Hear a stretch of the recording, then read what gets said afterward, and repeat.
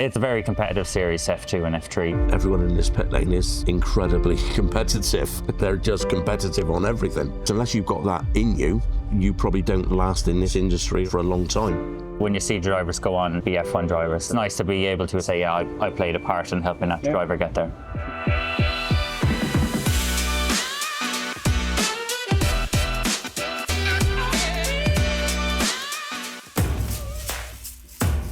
It's a driver's dream to stand on the top step of a podium.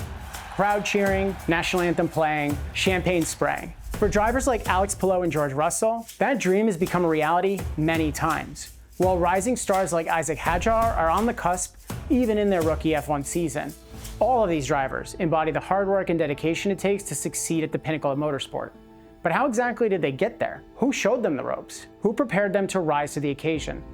Think back to your favorite teacher, or coach, or boss. It's someone you learned from, someone who challenged and supported you. For drivers like Alex, George, and Isack, who want to be the best, that person was Hitech GP. But unlike school or work, at the top levels of motorsport, there's no adjustment period or room for error. You get one shot in Formula One, and even the smallest mistake can be career-ending. So how does a team like Hitech make sure that its drivers are set up to handle not just the pressure to perform, but all the pressure that comes from winning the admiration of F1 teams, media, and of course, the fans? I went to the British Grand Prix and sat with Paul Bellringer and Clive Hatton, the people responsible for Hitech's F3 and F2 programs, to find out. I feel like we're at like a campsite. Yeah. How has the week been so far? Yeah, it's not too bad. Truck got back here Tuesday. Yeah. So we've just been getting ready Tuesday afternoon and yesterday. And then tomorrow it gets somewhat intense tomorrow. Anyone's guess. It just all hits the wall. Yeah. Who knows? Anyone's guess. Yeah, it really is anyone's guess is what's going to happen. And that's, I suppose that's the bit that keeps my interest and keeps my enthusiasm for it. And I just genuinely love going racing. As a team manager, your mission is shaping the talent of tomorrow. So I'm curious, when that comes down or to brass tacks, what does it mean for you? What are your objectives or goals with the team? I think it's a bit of a two-pronged thing for a team manager, in my eyes, at this level.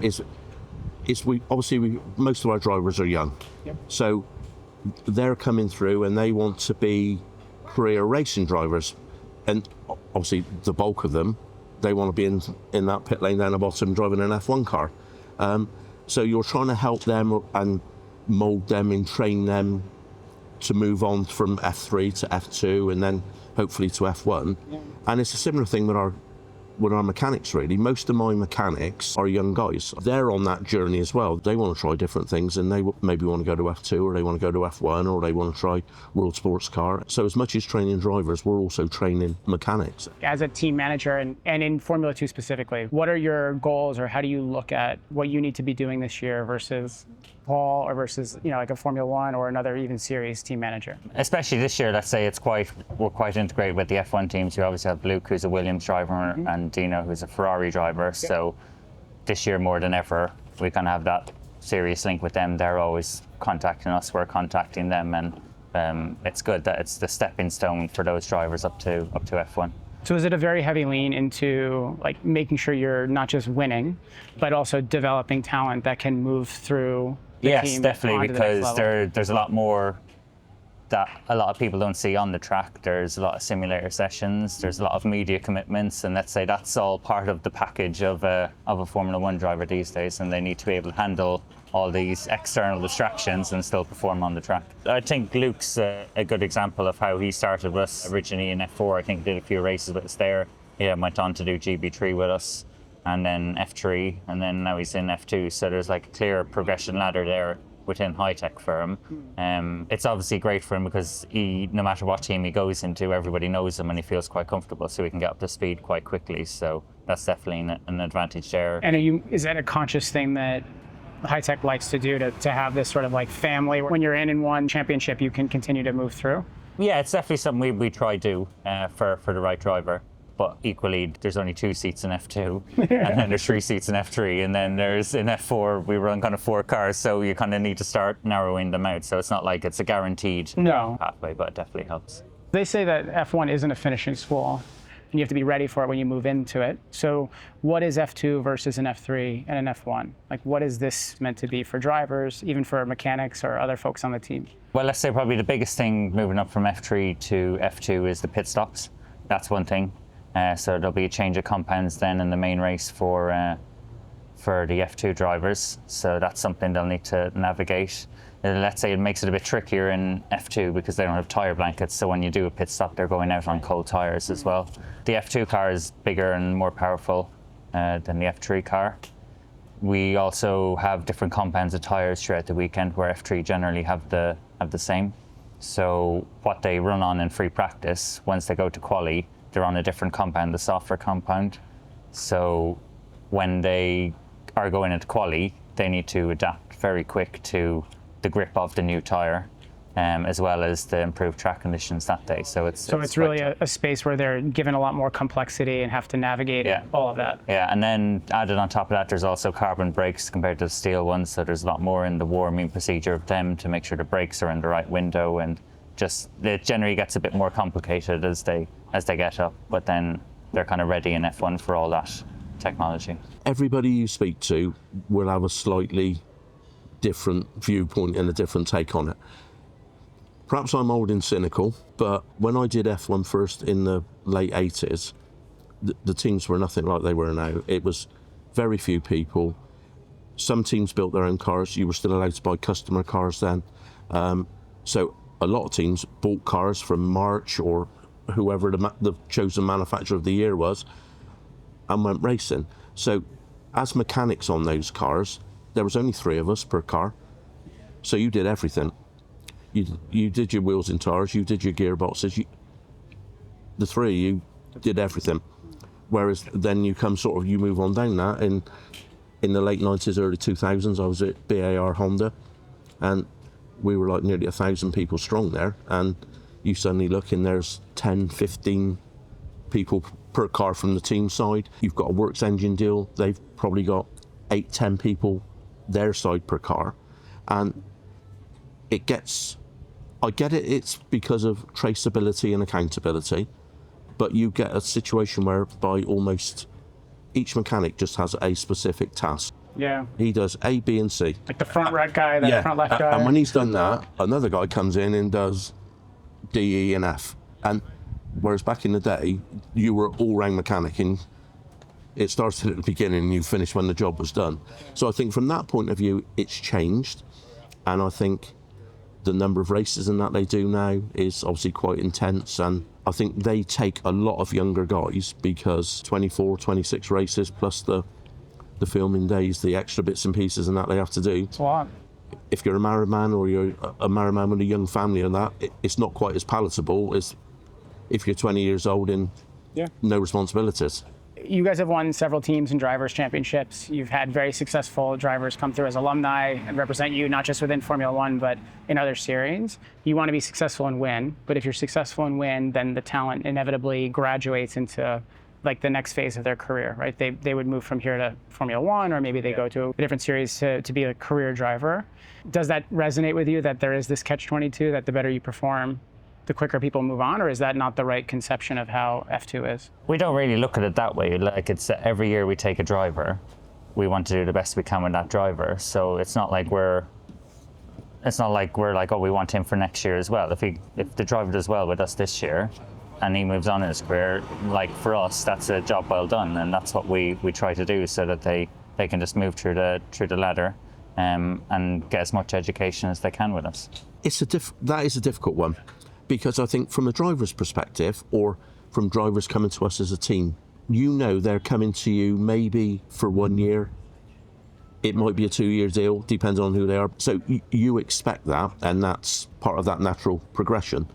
With the mechanic side of things, I suppose as a team manager, you get a little bit of a selfish streak come out, in as much as you've compiled a good crew of guys that are solid, do a good job, and work together. Work together as a team unit. And so it's easy to forget those guys want to progress as well. So it's frustrating because you've then got to sort of rejuggle another team, but equally that is part and parcel of the process. So then, I guess to that point, is there, maybe it's just the natural way this has all been set up and has existed for a long time, but I would imagine it makes your life complicated in that you're always having to make sure that you have those drivers to come in the year after the year after. It's definitely challenging. Let's say you can call it a driver silly season mid-season when you're starting to sign drivers. That's what you think about that, and I'm like, that sucks. That's a lot. Yeah, but it's the same as every sport, isn't it? It's always like you look at football, they're all the players are changing around per season. Well, you got to get the 10-year contract, lock them in. and even to say, like, if a driver's repeating a year, like doing F2 twice or F3 twice, it's not like they don't need to stay in the same team. They can move to a different team, maybe Fair enough. And maybe their car suits them better, or it's just part of the course. To take it as it comes. I wouldn't want that stress, but hey, it works for you. What about the F1 Driver Academy component of it? Like, what is it like to now integrate with these F1 teams and their programs? How does it make your job more challenging, easier in some respects? I think from the physical team perspective, it doesn't really affect it too much in my view. Because whether we got a driver on an academy program or it's just a paying driver, our job or what we provide them to go about their business with is the same. Obviously, from the driver's perspective, I think at times that comes with another set of pressure, because obviously on that academy, they're not going to be the sole driver in that academy. There's potentially going to be other people in this pit lane that are in the same academy team. There's going to be the F2 drivers that are in that team and so on. So I think there's obviously, they want to do well for themselves as an individual driver, because that's their nature, and that is the nature of the beast of a racing driver. They are self-centered and selfish on that goal, because those that aren't don't succeed. There's only one person who wins every race. Exactly. So I think the driver program thing, it's good, but equally I think it puts, at times I think it can put a lot of pressure on outside to the driver, because they're expected to do well not only for themselves and for us as Hitech, but also for whatever academy they're with. You have drivers who are affiliated with these driver academies. Like, how does that affect your day-to-day as a team manager? Does it give you more resources to be able to support these drivers in ways that if you didn't have those academies involved, you wouldn't be able to? There's probably a little bit more planning, especially when they make FP1 appearances, and also their respective F1 teams have a bit more media for them, so timetabling is just a bit more hectic that way. But as for the actual on track and working with the driver, there's no difference if they're in an academy or not. Does it affect them? I mean, we were talking with Dino earlier, and he was saying that when he first started, there was a bit of pressure that he felt and he had to work through. And then once he got over that, he felt more comfortable with it. But there was that ebb and flow. Is that something that you've had to help these drivers be able to manage that as a person, as a human, like to work through that for themselves, or is that something that they're dealing with separate? No, it's definitely something that we can pick up within a driver, and it's something we do try to help them with. But I think the pressure that being an F1 junior brings, it's proving to the F1 team that they can actually handle that pressure and still compete. So then when they do get to F1, they know that when that pressure's there, they can compete. It's just a lot. Yeah. The last question I have for you is, so you guys have won a lot. You've had drivers who have come. I literally saw Alex Palou at the Indy 500 win this year. So you've had people in all different series who have come out as alumni. And obviously you're helping a lot of the mechanics and other folks who come through the whole team. What do you hope to see for Hitech 5-10 years from now when you look back? What do you want to get accomplished over the next couple of years? I guess we want to continue winning. We want to continue winning individual races, and we want to continue winning championships, both on a driver level and a team level. I think definitely when you see drivers go on and be F1 drivers, I think that's quite nice, and it's nice to be able to associate yourself with them, to say, yeah, I played a part in helping that driver get there. Me personally, I would really love to win the team's championship in F3. I've had cars win races in F3, but I've not won the team's championship. So I would really, really like to win the team's championship. What are you going to do to celebrate when that happens? That you can say on camera. You might have a small glass or something. Or two. Love it. Well, thank you so much. That's all right. This is great. Thank you. If you're new to F2 and F3, check out our guides in the description. And if you liked the video, be sure to drop a comment and subscribe for more just like it.